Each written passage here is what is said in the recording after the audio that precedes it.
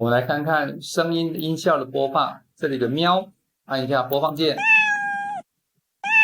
就这么简单。然后呢，这里有好多个效果，快转，声音变快了，慢，好响亮，轻柔，淡入，淡出。你做的错了没关系，这边可以回复。那更快速是按 Ctrl Z，Ctrl Z。是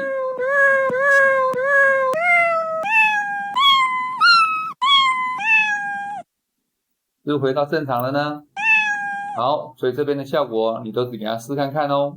第二个是选取区，按住左键拉一下就会跑出选取区来了。这时候播放就只会播放选取区这一段。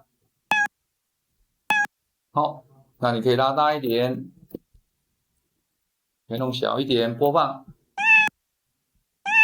OK， 那如果你想全选的话呢，就按 Ctrl A， 很好 ，Ctrl A 这样子。那如果选取区呢，你把它拉超过，从这边左边拉到右边去，也会重新过来的。这是一个方式，很好，可以让你基准点，这是最后了，然后重新又从这个地方开始，又到那边去。